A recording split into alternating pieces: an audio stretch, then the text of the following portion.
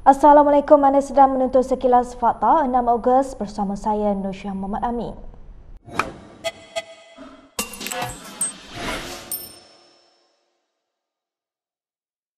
Menteri Luar Hishamuddin Hussein membuat permohonan maaf kepada Dewan Rakyat selepas video beliau menghisap vape semasa perhidangan menjadi tular di media sosial. Terdahulu, seorang netizen yang dikenali sebagai Muhammad Syamin berkongsi sebuah klip video di Twitter menunjukkan Hishamuddin menghisap vape sambil memakai pelitup muka semasa persidangan sedang berjalan. Larangan merokok di tempat awam adalah di bawah Peraturan 11-1 Peraturan Kawalan Hasil Tembakau 2004 yang dikuatkuasakan oleh Kementerian Kesihatan Malaysia, dan KKM telah mengeluarkan lebih 20 senarai kawasan larangan.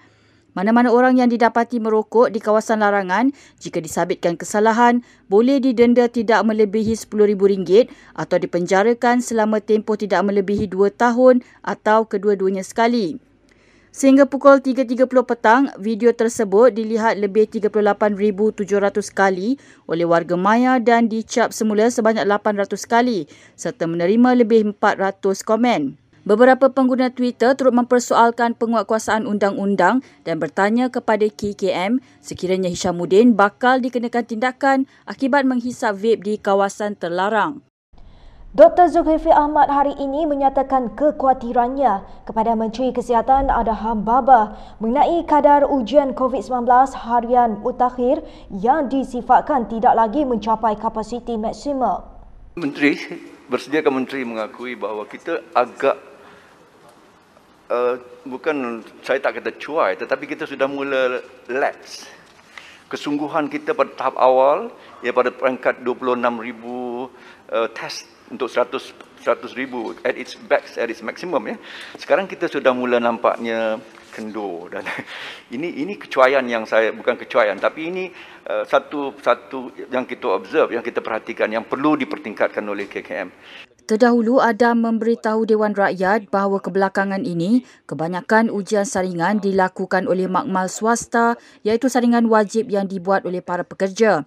Katanya angka terkini menunjukkan sebanyak 9,800 ujian dilakukan semalam dan secara purata, Malaysia melakukan sebanyak 8,000 hingga 12,000 ujian saringan sehari. Suruhanjaya Pilihan Raya akan menggunakan SOP yang sama di PRK Slim seperti yang digunakan di PRK Chini dengan beberapa penambahbaikan, kata Menteri Kanan Ismail Sabri Yaakob. Dari segi kempen dan ceramah, kita hanya membenarkan di kawasan tertutup atau di kawasan berpagar sahaja bagi memudahkan proses pemantauan dan juga pemeriksaan suhu badan serta SOP yang lain. Jumlah hadirin tertakluk kepada keluasan lokasi dengan jarak sosial dan tidak melebihi 250 individu dalam satu masa serta mewajibkan semua orang untuk menggunakan topeng muka.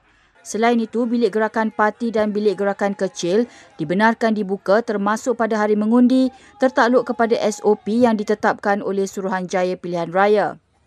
Wan Faizal Wan Ahmad Kamal yang akan bertanding jawatan tertinggi Armada menjelaskan hubungan di antara Bersatu dan DAP merupakan punca parti itu meninggalkan Pakatan Harapan Februari lalu. But I think there's a mutual respect as well, especially to those DAP leaders who are very much moderate in nature and professional in their working as a ministers, like for example Anthony Loke, even my former colleague Stephen Sim, my predecessor. These are people who I think the Malays could generally support, but we don't buy into DAP's ideology. That is definitely a no-no. The sentiment within Armada is basically with Tan Sri Muhyiddin Yassin, not because of Tan Sri so much. I think because the painful experience we had in Pakatan Harapan, especially with DAP. Katanya sepanjang 2 tahun keberadaan Bersatu di dalam Pakatan Harapan, parti itu yang kebanyakannya disertai oleh bekas UMNO terpaksa banyak bersabar dan menyederhanakan pandangan mereka terhadap pendirian harapan yang kontroversi.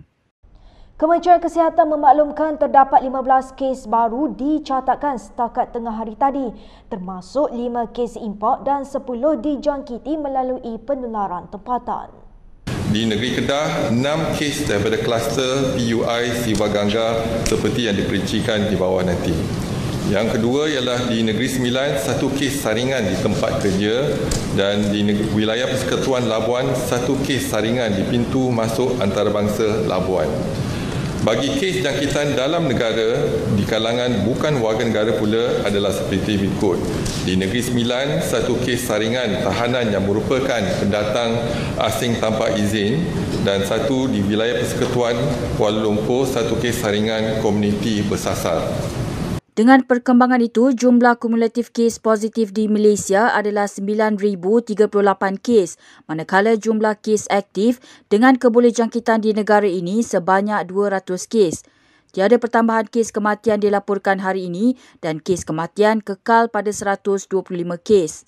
Dan ini pula polis Diraja Malaysia daripada Unit Tindak Khas UTK telah mengadakan satu latihan menghadapi ancaman pengganas di lapangan terbang antarabangsa Kuala Lumpur tengah malam tadi.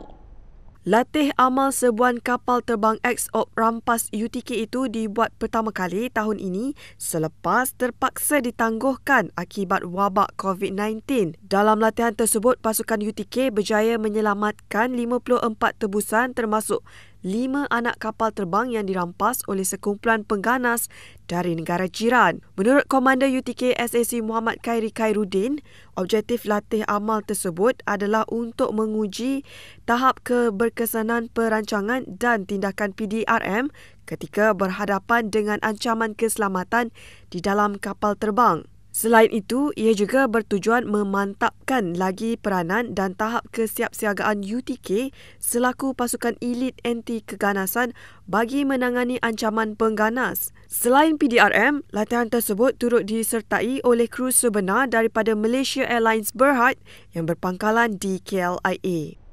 Baik, sekian sahaja daripada saya Nur Syah Muhammad Amin untuk Sekilas Fakta. Untuk lebih banyak berita, anda boleh melayari kinitv.com. Anda juga boleh mengikuti kami di Instagram, Twitter, YouTube dan Facebook. Salam hormat dan jumpa lagi.